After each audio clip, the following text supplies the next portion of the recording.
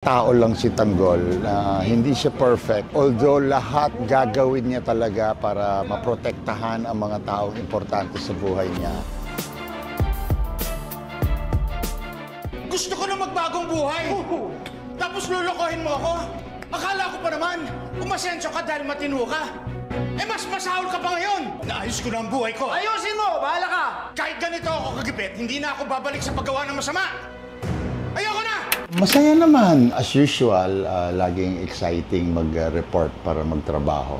Kahit madugo yung mga eksena, kahit physically demanding ang mga hinihingi, masaya pa rin. Una-una, ang disiplina, ang pagpapahalaga sa kapwa, ang pagmamahal sa pamilya, at saka yung debosyon ng mga magkakaibigan. Favorite scene? Ang dami.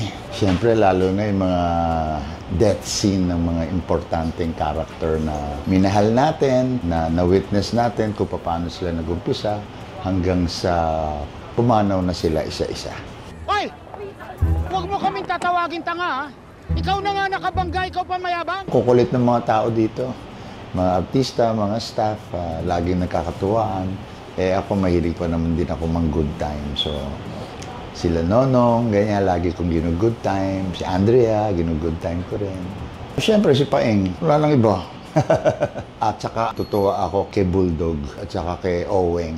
Yung mga wating, yan, yung grupo ni Tanggol, sobrang cool ng mga yon.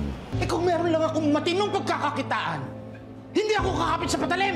Eh kaso wala eh! I think Paeng represents a hardworking Filipino, somebody who's devoted to his family, somebody who will do anything to support and most importantly to protect his family. And I think maraming nakaka-identify kay Paeng kasi ganun din naman yung mga padre de pamilya natin dito.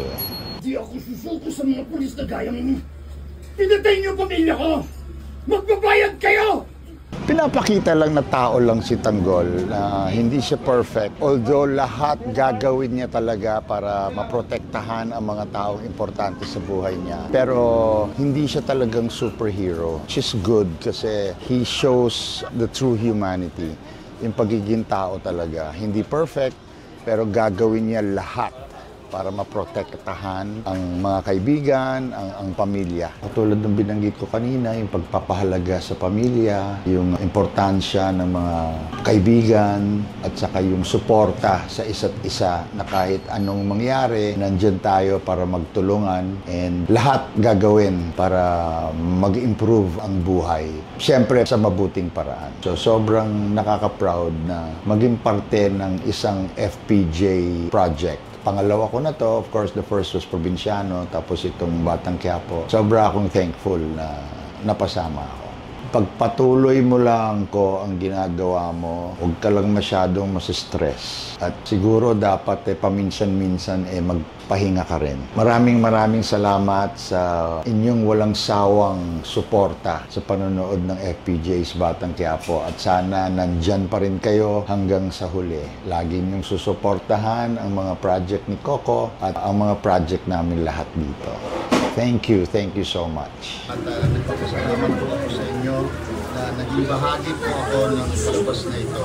Sana po ay pagpatuloy niyong basbasan ng Batang Quiapo at pagpatuloy pa rin po sila sa mataas na rating. In Jesus' name we pray. Amen!